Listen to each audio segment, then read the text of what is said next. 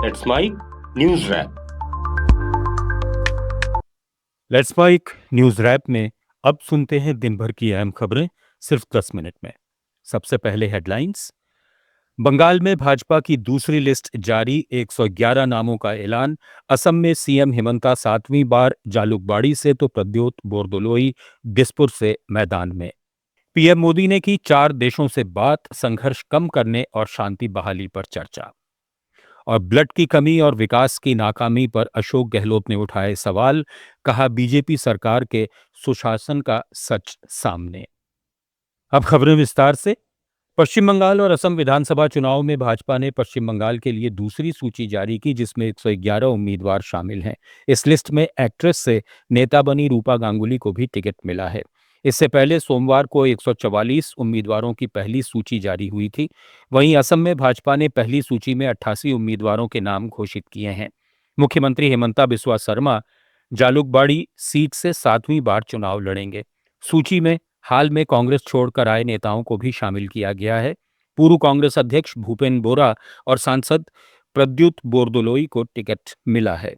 इधर प्रद्युत के बीजेपी में शामिल होने के बाद उनके बेटे प्रतीक बोरदोलोई ने कांग्रेस उम्मीदवार के रूप में चुनाव नहीं लड़ने का ऐलान किया और पार्टी अध्यक्ष मल्लिकार्जुन खड़गे को पत्र लिखा। उन्होंने साफ किया कि कांग्रेस के प्रति उनकी वफादारी बनी रहेगी और पार्टी जो जिम्मेदारी देगी उसे वे निभाएंगे। भाजपा प्रत्याशी प्रद्युत बोरदोलोई का कहना है कि जब उन्होंने बीजेपी ज्वाइन करने का फैसला किया तब उन्होंने पार्टी से कोई मांग नहीं रखी थी। उनका मकसद सिर्फ एक ऐसा मंच पाना था जहां वे काम कर सकें और समाज के लिए एक ज्यादा सार्थक भूमिका निभा सकें। Decided to join BJP because I needed a platform to be able to work and play a more meaningful role. Because I have had long association in the public life. So I had been an MLA 4 times and a minister in 15 years and present Chief Minister of Assam. We were colleagues and we worked wonders because it was a very good jugalbandi in the matter of development and bringing the state out of the grip of insurgency and then all the conflict. So we worked, I think. प्रधानमंत्री नरेंद्र मोदी ने पश्चिम Asia में बढ़ते तनाव पर 3 देशों के नेताओं से टेलीफोन पर बातचीत की। उन्होंने फ्रांस के राष्ट्रपति इमैनुएल मैक्रों, ओमान के सुल्तान हैथम बिन तारिक और मलेशियाई प्रधानमंत्री अनवर इब्राहिम से अलग अलग चर्चा की। बातचीत में पीएम मोदी ने क्षेत्र में संघर्ष कम करने और शांति और स्थिरता बहाल करने पर जोर दिया।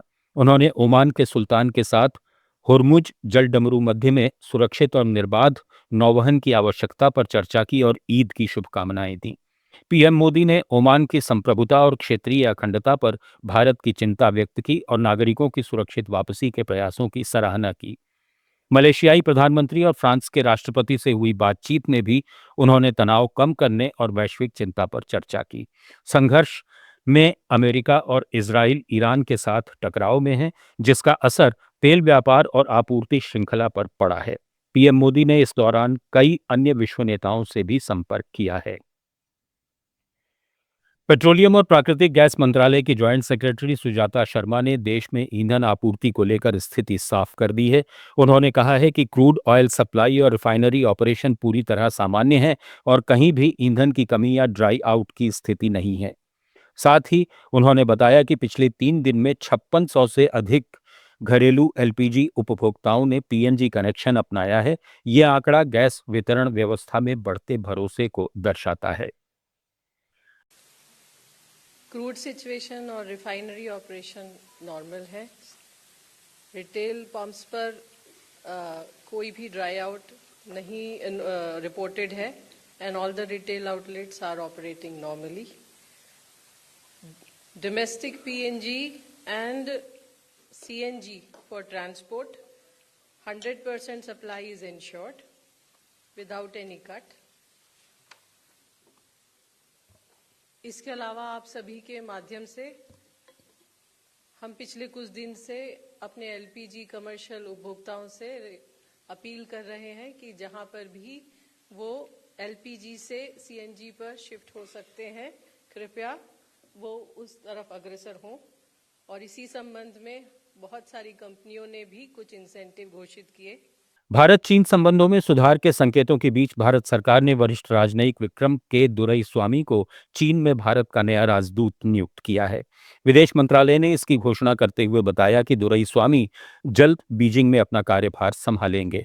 1992 बैच के आईएफएस दुरईस्वामी इससे पहले ब्रिटेन में भारत के उच्चायुक्त के रूप में कार्यरत थे और उन्हें चीन के मामलों का गहरा अनुभव है।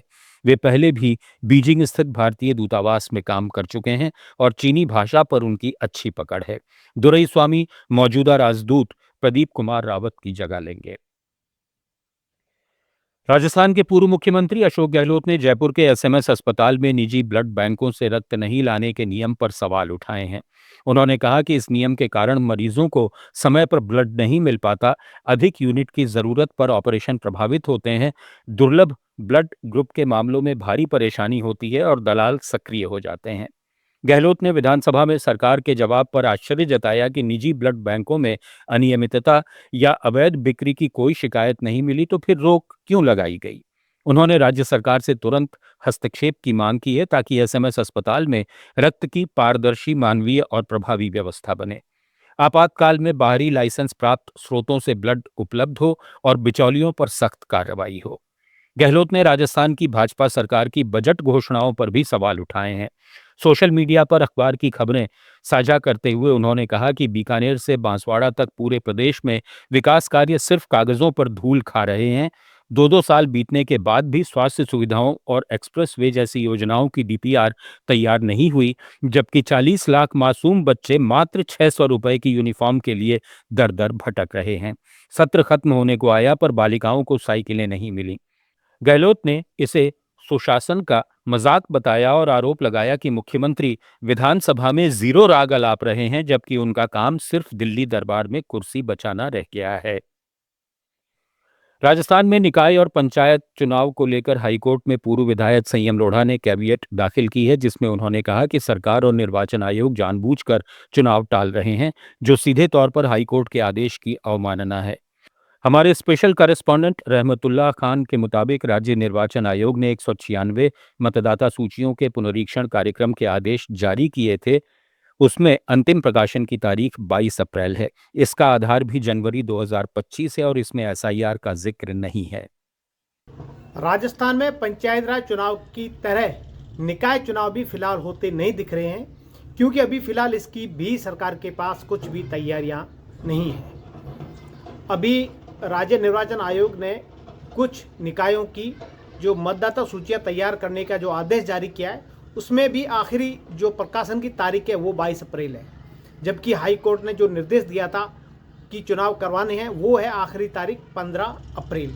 तो ये भी निकाय चुनाव होते नहीं दिख रहे हैं। काफ़ी निकाय चुनाव की जो तैयारियां तो है, मतदाता सूचियों का प्रकाशन हो चुका, लेकिन कुछ ऐसी निकाय है जिनका भी प्रकाशन होना बाकी है। दूसरी तरफ कुछ निकायों का जो मामला है वो अटका हुआ है सुप्रीम कोर्ट में, उसकी भी अभी तक जो है फैसला नहीं हो पाया है कि उनका क्या रहेगा, क्योंकि उसके लिए भी जो कैविएट दायर की गई थी, कुछ याचिकाकर्ताओं ने अपना जो सामने पक्ष रखा था कि जो उन्होंने परिशमन किया है उससे पहले ही रद्दोफेर करते हुए उसका जो है इन्होंने मतदाता सूचियां तैयार कर दी और सही तरीके से इनका परिशमन नहीं हुआ है।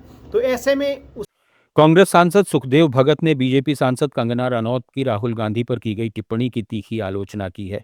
कंगना ने राहुल गांधी को संसद में टपोरी की तरह आने वाला और महिलाओं को असहज महसूस कराने वाला बताया था। साथ ही कहा था कि वे इंटरव्यू देने वालों को तू तड़ाक कर हैंडल करते हैं और उन्हें अपनी बहन प्रियंका गांधी का आचरण देखना चाहिए। जवाब में सुखदेव भगत ने कहा कि राहुल गांधी महिलाओं का सम्मान करने वाले व्यक्ति हैं और महिलाएं उन्हें अपना भाई मानती हैं। उन्होंने कंगना पर आरोप लगाया कि वे ऐसी भाषा का इस्तेमाल सिर्फ स्मृति ईरानी जैसी बनने की कोशिश में करती हैं। कांग्रेस प्रवक्ता सुप्रिया श्रीनेत ने कंगना रनौत को मानसिक रूप से बीमार बताया है। आप सुन रहे थे let's smile more than radio. Follow कीजिए हमें हमारे सोशल मीडिया प्लेटफॉर्म्स पर। It's time for news. It's time for More Than Radio. Presenting the first radio news app, Let's Mic. Let's Mic, a news-based app on your phone where you get to watch and listen news, talk shows, interviews, radio show podcasts.